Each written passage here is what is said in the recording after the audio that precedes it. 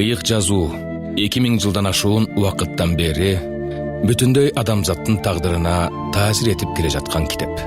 Ыйык жазуу Кудай адамдардын жашоосун өзгөртүү үчүн колдонгон китеп. Ыйык жазуу окуганга кызыктуу китеп. Сизди ыйык жазуунун барактарына саякатка чакырабыз. Күн сайын сиз менен бирге окуп, ой жүгүртүп, ачылыштарды алуу максатында ыйык жазууга кайрылмакчыбыз. Биз менен сапарга чыгууга даярсызбы? Андай болсо, кеттик. Ыйык жазууга саякат жасайлы. Арбаңыздар, ардактуу замандаштар, амансыңарбы достор, баарыңарга жалындуу салам айтам. Бул ыйык жазууну барактайлы уктуруусу, микрофондо болсо мен Каныбек Маметуулумун. Замандаштар, ошентип бүгүн 98-чи жолку жолугушубуз. Биз болсо ыйык Инжил китебиндеги Матай жазган жакшы кабарды окуп жатабыз. Бул жактагы Зайтун тоосундагы маекти бир насаатка сыйдыруу чынында мүмкүн эмес. Бизге дагы убакыт керек болот. Ошондуктан бүгүн бүткөнгө үлгүрбөйбүз деп ойлоп турам. Эсиңерде болсо, Матай жазган жакшы кабарда Ыйсанын 3 насаат сөзү бар деп ушул китепти башында окуп жатканда айткан элек. 5-чи, 6-чы, 7-чи бөлүмдөрдө тоодо айтылган насаат. Ошондой эле 13-чү бөлүмдө падышачылык жөнүндөгү насаат. Анан 24-чү, 25-чи бөлүмдөрдө Зайтун тоосундагы маек.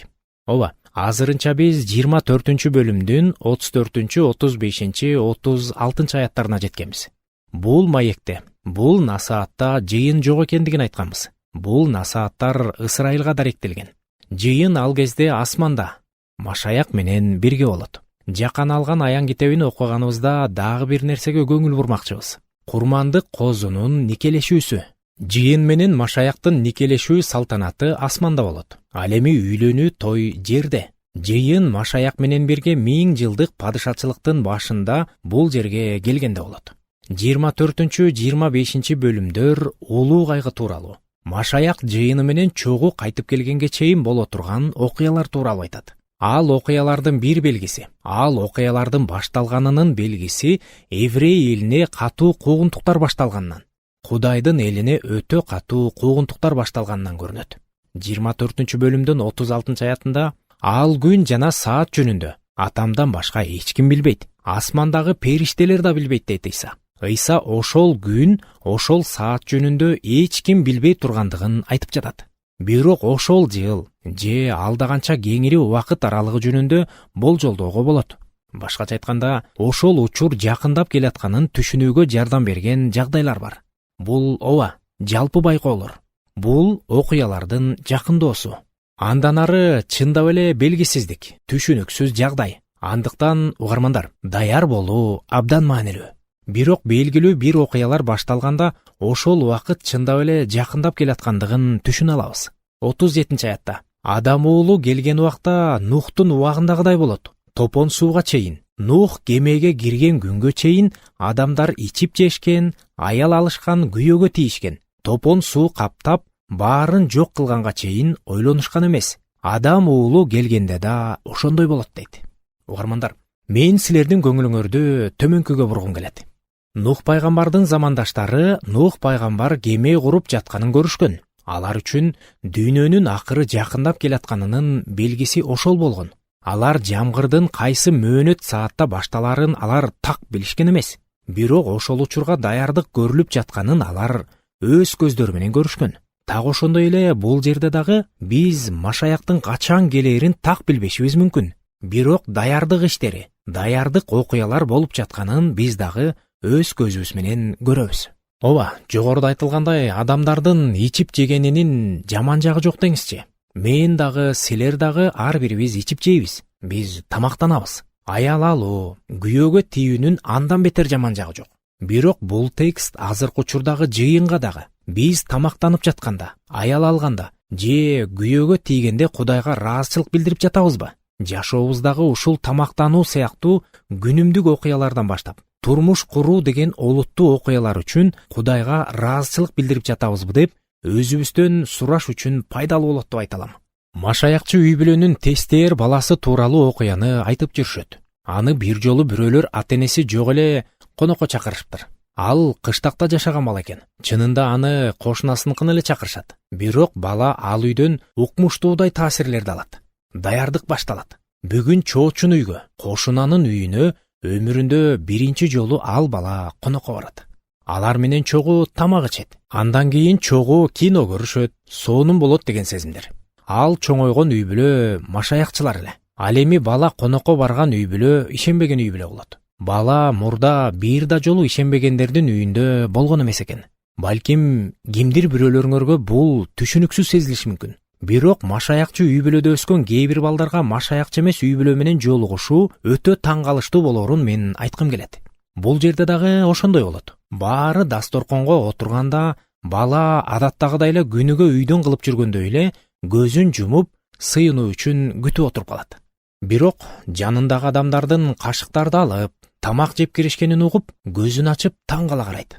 Силер эмне, тамак жейер алдында сыйынбайсыңарбы дейт.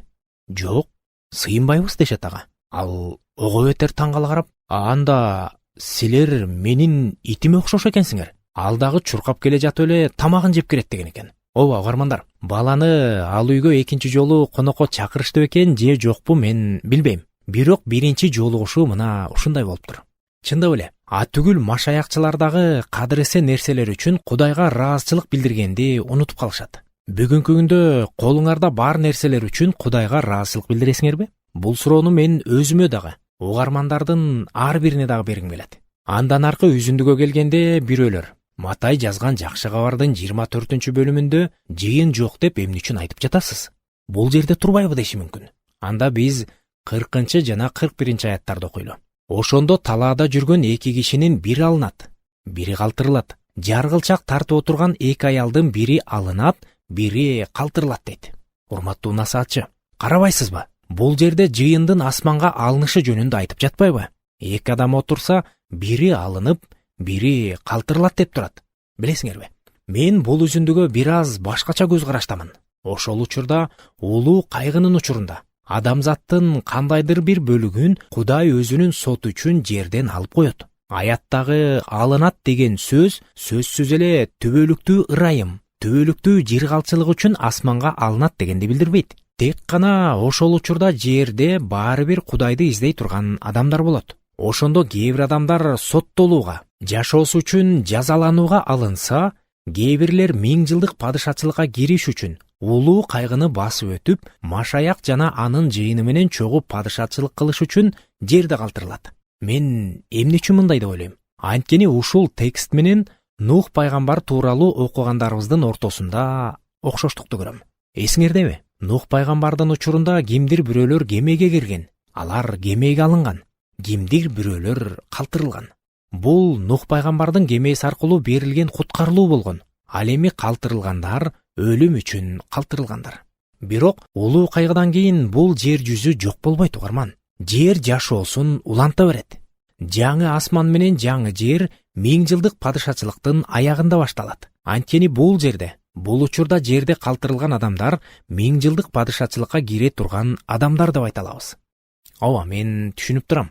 Мындай чечмелөөгө баардык эле машаякчылар кошула бербейт. Угармандардын көбү деле мындай чечмелөөгө кошула бербестигин мен түшүнүп турам. Мен силерге ушул үзүндү боюнча өз көз карашымды айттым. Бирок мындай көз караштагы адам жалгыз эле мен эмесмин угармандар. Мындай көз караштагылар чынында өтө көп. Бирок мен үчүн алда канча маанилүүсү сиздин Ыйса машаякты таанып калышыңыз. Эстахатология боюнча дүйнөнүн акыры, келечекте болуучу учурлар туурасында көз караштарыбыз айырмаланса дагы, бири-бирибиздин көз караштарыбызга макул боло албасак дагы, эң башкысы угарман, машаякты таанып калышыбыз абдан маанилүү. Ошентип мен 42 аятты окуйн. Ошондуктан сергек болгула, анткени Теңирдин кайсы убакта келерин билбейсиңер дейт. Ооба, сергек болгула, шалаакылык кылбагыла. Бул жашоодо баары жакшы болот деп эсептебегиле. Ооба, Кудай бизге күч берет. Бирок сергек болгула деп дагы Кудай өзү бизге буйруп жатат. Ал эми азыр болсо 43 аяттан мен 51 аятка чейин окуйн.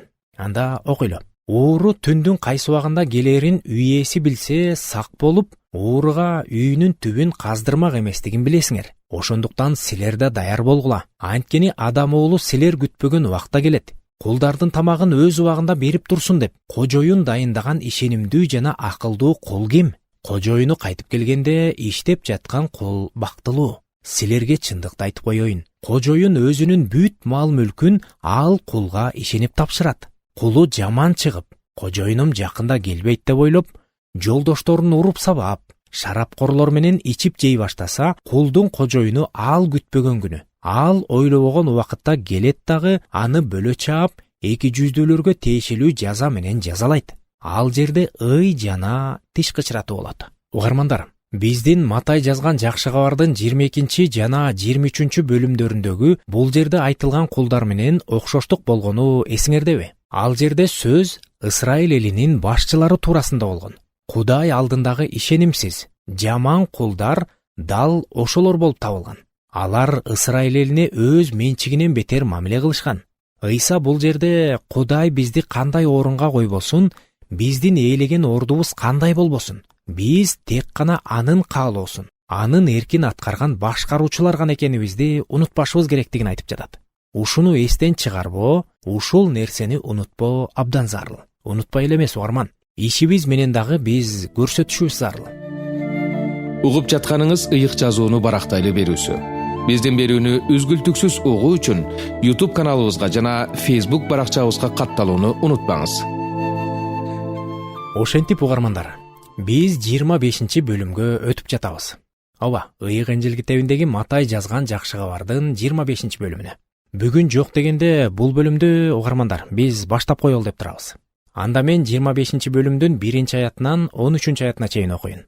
Ошондо асман падышачылыгын бул нерсеге салыштырса болот. 10 кыз колдоруна чырактарын алып, күйөөнү утурлап чыгышат. Алардын 5-өө акылдуу, 5-өө акылсыз эле. Акылсыздары чырактарын ала чыгышканы менен май албай чыгышат. Акылдуулары болсо чырактары менен кошо идиштерине май да ала чыгышат. Күйөө кечиккенинен улам баары үргүлөп уктап калышат. Бирок түн ортосунда күйөө келе жатат. Аны тосуп чыккыла деген кыйкырык чыгат. Ошондо кыздар тура калып, чырактарын оңдошот. Акылсыздары акылдууларга: чырактарыбыз өчүп бара жатат. Бизге майыңардан кайрылышкылачы дешет. Акылдуулар: бизге да, силерге да жетпей калбаш үчүн сатуучуларга барып сатып алгыла дешет. Алар май сатып алганы кеткенде күйөө келип калат. Даяр турган кыздар аны менен бирге үйлөнүү тоюна киришет. Алардын артынан эшиктер жабылат. Андан кийин берки кыздар келип: кожоюн, кожоюн, эшикти ач дешет. Ал: силерге чындыкты айтып коеюн, мен силерди тааныбайм деп жооп берет. Ошондуктан сергек болгула, себеби адам уулунун келер күнүн да, саатын да билбейсиңер. Бул жерден мен эки байкоомду бөлүшө кетейин. Биринчиси айкын көрүнүп турган өтө жөнөкөй байкоо. Бул жактагы сөз болуп жаткан 10 кыздын канчоосу уктап калды эле? 5-өбү? Жок, окуганыбыздай баардыгы уктап калышты. Кеп кимдир бирөөнүн уктап калгандыгында эмес. Кээде бул үлгү-насаат аңгемени уктабаш керек, же аз укташ керек деген пикирди жактоо үчүн дагы колдонуп калышат. Уктасаңар 5 кыздай болуп калып каласыңар дешет. Бирок кеп анда эмес. Баары уктаганы жатышкан. Болгону бул кыздын 5-өө акылдуу, 5-өө акылсыз эле деп окудук. Кеп алардын уктап калгандыгында эмес. Кеп алардын келечек жөнүндө ойлонбогондугунда. Ошондой эле экинчи байкоом бир аз татаалыраак. Биз курмандык козу менен анын колуктусунун никелешүү салтанаты асманда болот деп айттык. Андан кийин курмандык козу жыйын менен бирге жерге келет. Үйлөнүү той мына ушул жерде болот. Улуу кайгы учурунда дагы Кудайга умтулган, Кудайдын сөзүнө тартылган адамдар болот деп айттык. Ошондой эле кайдыгер адамдар дагы болот. Албетте, бул үзүндү биринчи кезекте улуу кайгынын учуруна тиешелүү. Бирок биз сабак ала турганы, биз колдоно турганы дагы бар. Биз келечекке тиешелүү нерселердин баардыгын талдап, ошонун баардыгын билип чыгышыбыз керек деп ойлобойм. Дүйнөнүн акыры жөнүндө машаякчылар арасында ар кандай көз караштар бар экендигин дагы түшүнөм. Бирок мындай суроолор бизди кызыктырбашы керек деп дагы айта албайбыз. Анте турган болсок, убакыттарды айырмалоо мүмкүнчүлүгүбүздү алдырып коебуз. Тагыраагы кандай учурда жашап жатканыбызды түшүнбөй калабыз. Мисалы, телевизор көрүп, интернеттен жаңылыктарды карап, жаңылыктарды мүмкүн болгон жердин баарынан алып турган машаякчылар бар. Бирок ыйык жазууну алар жакшы көрбөйт. Аябай кызыгып деле берилип окушпайт. Ошондой эле ыйык жазууну сүңгүп окуган, бирок курчап турган дүйнөдө эмне болуп жатканынан таптакыр кабары жок дагы машаякчылар бар. Бирок угармандар, биринчисин дагы, экинчисин дагы бирдей ала жүргөн оң. Кудайды таанып билиш үчүн ыйык жазууну окуу керек. Аны айтып келе жатканыбыздай, жөн эле окуп койбостон, көңүл коюп, изилдеп окуш керек. Ошондой эле жаңылыктарды дагы ыйык жазуунун көз карашынын элегинен өткөрүп угуу, көрүү жана окуу керек. Ушул чындыгында өтө маанилүү.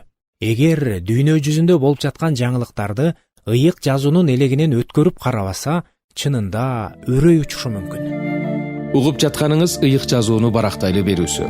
Биздин берүүнү үзгүлтүксүз угуу үчүн YouTube каналыбызга жана Facebook баракчабызга катталууну унутпаңыз. Ошентип 14 жана 15 аятта дагы бир үлгүлүү насаат аңгеме башталат. Анда окуйун. Асман падышачылыгын бул нерсеге салыштырса болот. Бир адам бөтөн жерге кетип жатып, кулдарын чакырып, аларга акча каражатын тапшырат. Ар бирөөнүн алына жараша, бирине 5, бирине 2, бирине 1 талант берип жолго чыгат. Угармандар, таланттар ар биринин күчүнө жараша берилгенине көңүл бурсаңар. Бул жерде кулдарынын бирин өйдө, бирин төмөн көрүү деген жок. Болгону бул адам таланттарын берип жаткан кулдарынын кандай экендигин билген. Анда эмесе мен азыр 16 аяттан 30 аятка чейин окуйун. 5 талант алганы дароо барып, акчаны айландырып 5 талант пайда табат. 2 талант алганы да 2 талант пайда табат.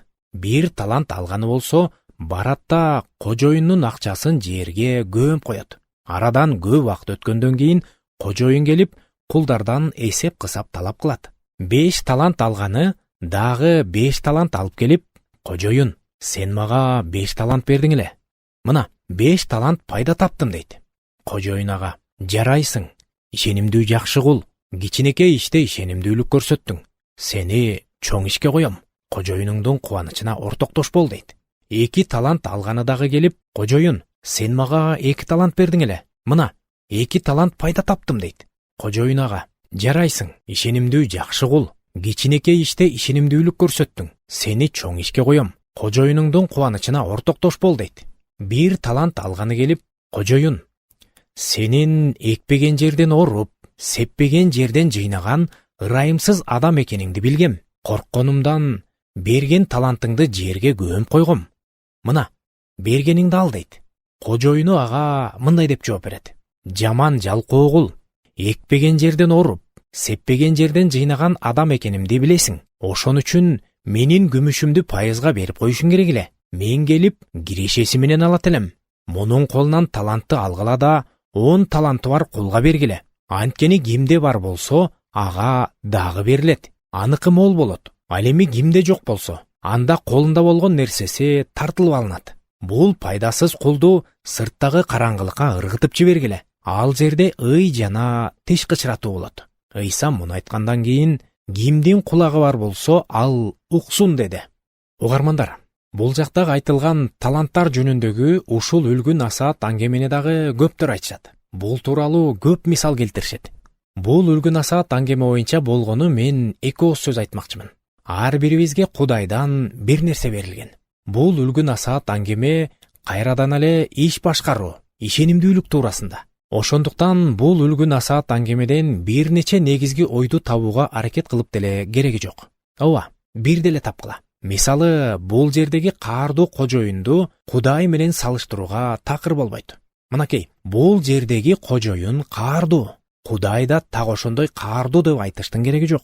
Бул үлгү насаат аңгеменин мааниси ар бирибизге Кудай белгилүү бир таланттарды, белгилүү бир күч, белгилүү бир ресурстарды бергендигинде. Кеп ошол күчтү биз кандай колдонгондугубузда. Ыйык жазууга негизденип айтаарым, ошол күчтү, ошол таланттарды мыкты колдонуунун бир гана максаты бар. Адамдардын Ыйса Машаяктын жакшы кабарын угуп, кабыл алышына мүмкүнчүлүк түзүү. Угармандар, мындан кийинки үлгү насаат аңгеме дагы так эле ушул тууралуу айтат. Акыркы мезгилде көп бөлүнүүлөр болот. Ошол бөлүнүүлөрдүн бирин жарактуулар жана бир жагын жараксыздар деп бөлүүгө болот. Биз баардык адамдар бир тууган, баардык адамдар жакшы деп айтканды ооба, жакшы көрөбүз. мындайды көп эле угуп жүрөбүз. Эгер кайсыл бир адам жаман сезилип жатса, анын тек гана бала чагы жаман өткөн же аны эч ким баалаган эмес дейбиз. Билесиңерби? Ыйык жазуу баардык адамдардын ортосунда бир жалпылык бар экендигин айтат. Бул тууралуу биз далай талкуулаганбыз. Баардык адамдар күнөөкөр. Ошентсе дагы Кудай адамдардын жүрөгүндө иштеп жатат. Ал эми 31 аяттан ары карай дагы бир үлгү насаат аңгеме бар. Түгүл бул үлгү насаат аңгеме дагы эмес. Келечекте эмне болоорунун сүрөттөлүшү. Анда 31 аяттан 40 аятка чейин окуйн. Адам уулу өз атак даңкы менен, өзүнүн баардык периштелери менен келгенде, өзүнүн даңктуу тактысына отурат. Баардык эл анын алдына чогулат. Койчу койлорду эчкиден бөлүп алгандай эле, ал адамдарды экиге бөлөт. Койлорду өзүнүн оң жагына, эчкилерди сол жагына коет. Анан падыша өзүнүн оң жагында тургандарга мындай дейт: Атамдын батасын алгандар, келгиле. Дүйнө жарал электе эле силер үчүн даярдалган падышачылыкты мураска алгыла. Анткени мен ачка болгондо тамак, суу саганда суу бердиңер. Жолоочу болгонумда силер мени кабыл алдыңар. Жылаңач болгонумда силер мени кийинттиңер. Ооруганымда силер мага келдиңер. Түрмөдө отурганымда силер мага келдиңер. Ошондо адил адамдар ага мындай деп жооп беришет: Теңир, качан биз сенин ачка болгонуңду көрүп, тамак бердик эле? Качан биз сенин суусаганыңды көрүп, суу бердик эле? Качан биз сенин жолоочу болгонуңду көрүп, кабыл алдык эле? Качан биз сенин жылаңач болгонуңду көрүп, кийинттик эле? Качан биз сенин ооруп жатканыңды же түрмөдө отурганыңды көрүп, сага келдик эле? Падыша аларга мындай деп жооп берет: Силерге бир чындыкты айтып коеюн. Менин бул кичине бир туугандарымдын бирине жакшылык кылганыңар, мага кылганыңар. Угармандар, ушул жерден бүгүнкү сөзүбүздү токтото туралы.